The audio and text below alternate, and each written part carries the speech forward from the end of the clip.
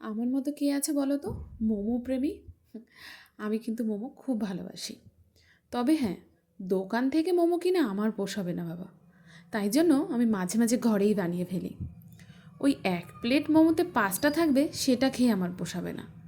তাই ঘরে নিজে পেট ভরে খাবো বলে মাঝে মধ্যেই বানিয়ে ফেলি মোমো।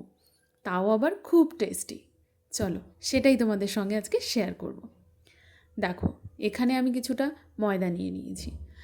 যে যতটা বানাবে সেই পরিমাণেই ময়দাটা নিও। আর এখানে একটু সামান্য পরিমাণে দিয়ে দিলাম লবণ, আর দিয়ে দিলাম একটু তেল। ব্যাস, আর কিছু না। দিয়ে খুব ভালো করে ময়দাটা মেখে একটা ডো বানিয়ে নেব। আর ওই ডোটা কিছুক্ষণের জন্য রেস্টে রেখে দেব।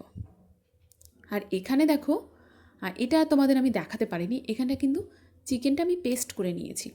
অনেকে একদম কিমা করেও নাও, তবে আমি বলবো এইরকম পেস্ট করে নিলে বেশি ভালো হয়। দোকান থেকে ওই সলিড পিস মাংস কিনে এনে তারপরে মিক্সিতে দিয়ে এরকমভাবে যদি পেস্ট করে নাও, সেটা বেশি ভালো হয়। আর দেখো, এখানে বেশ 3 থেকে 4টে হবে ছোট ছোট করে কেটে পেঁয়াজের কুচি দিয়ে দিলাম। অনেকগুলো, ওই যে বললাম 2 থেকে 3টে হবে বড় বড় সাইজের পেঁয়াজ। আর এখানে দিয়ে দিলাম 1 বড় চামচের রসুন বাটা, 1 বড় চামচের আদা বাটা। তারপরে এখানে দেব গোলমরিচ। আমি কিন্তু এখানে কাঁচা লঙ্কা ইউজ করছি না। তোমরা চাইলে কিন্তু এখানে কাঁচা লঙ্কার কুচিও ইউজ করতে পারো, শুকনো লঙ্কার গুঁড়োও ইউজ করতে পারো। তবে আমি দুটোই অ্যাভয়েড করলাম আজকে। আর দিয়ে দিলাম ওপর থেকে বড় সাইজের 1 চামচ লবণ। আর দিয়ে দেবো এখানে সয়া সস। এটা কিন্তু খুব ইম্পর্ট্যান্ট। এটা দিলে পরেই এর গন্ধটাও বেশ ভালো আসে। আর দিয়ে দেবো এখানে রিফাইন্ড অয়েল। রিফাইন্ড অয়েলটা আমি এই জন্য দিচ্ছি, অনেককে দেখেছি যখন তারা মোমো বানায়, যে মাংসের কিমা বা মাংসের যে পেস্টটা হয়, ওটা কড়াইতে নাড়াচাড়া করে তেল দিয়ে তারপরেই মানে মোমোর ভেতরে ভরে তারপরেই বানায়। আমি কিন্তু এখানে কাঁচা এই যে পেস্টটা মিক্সড করছি, এটাতেই বানাবো, ওই জন্য আমি একটু তেল দিলাম। দিয়ে এবার খুব ভালো করে পুরো মাংসের সঙ্গে মশলাগুলো খুব ভালো করে মাখিয়ে নিতে হবে। আর এখানে দেখো, যেহেতু আমার কাছে মোমো বানানোর পাত্র নেই, ওই জন্য আমি এই রাইস কুকারে এটাতেই বানাই। দেখো, রাইস কুকারের পাত্রটার মধ্যে জল দিয়ে দিলাম। আর ওর ওপরেই আমার একটা মানে ছোট ছোট ছেদালা একটা ঢাকনা আছে, ওটা দিয়েই আমি বানাবো। আর এখানে দেখো, এই যে মোমোর ডোটা বানিয়েছিলাম, ওটা বেশ নরম হয়েছে আর সফট হয়ে গেছে।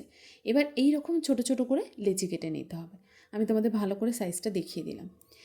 বেশি বড় করলে অনেকটা বড় হয়ে যাবে, আর যদি আরেকটু ছোট করো তবে ছোট হবে। আর বেশি পাতলাও করা যাবে না, তবে খুব বেশি মোটাও করা যাবে না। মানে এমন করে বেলতে হবে যাতে ভেতর থেকে মশলাটা বেরিয়েও না যায়, আবার মোটা হলেও যেন সেদ্ধ না হয়, এইরকম ব্যাপারটা ধ্যান রাখতে হবে। বেশি মোটা হলে সেদ্ধ হবে না ভেতরটা। দেখো, ঠিক আমি এই রকমভাবেই বেলে নিলাম। তো দোকানে যে মোমোগুলো কিনতে পাওয়া যায়, সেটাও কিন্তু মোটামুটি এই রকম সাইজেরই হয়। এর থেকে ছোটও নয়, আবার এর থেকে বড়ও নয়। এবার দেখো, এই যে মোমোটা বেললাম মানে আটাটা, এবার এর মধ্যে এইরকমভাবে একটা স্পুন দিয়ে এই মাংসটা ভরে দিতে হবে।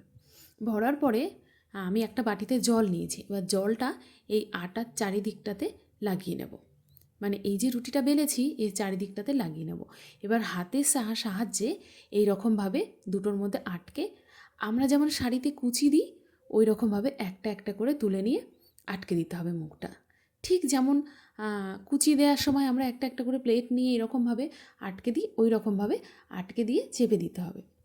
তবে অনেকে আবার ওই রকম রাউন্ড মতো বানাও, তবে তার ক্ষেত্রে কি হয়, ওপরের যে মুখটা থাকে, ওই মুখটা অনেক সময় কাঁচা থেকে যায়, মানে যেহেতু ওপরটা শক্ত হয়ে গোল হয়ে যায়, সেটাতে ক্ষেত্রে না অনেক অনেক সময় থাকে।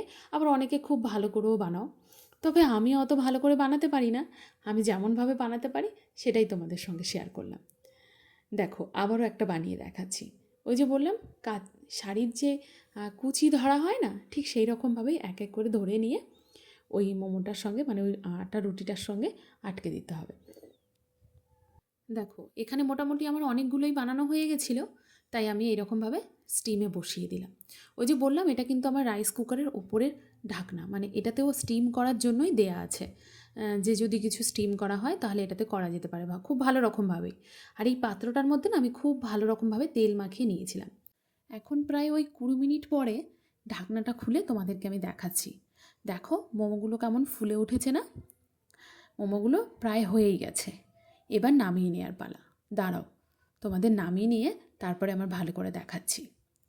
তবে 20 মিনিট পর, মোটামুটি 20 মিনিট টাইম তো লাগেই, 20 থেকে 25 মিনিট, তাহলেই কিন্তু খুব ভালো রকমভাবে সেদ্ধ হয়ে যায়।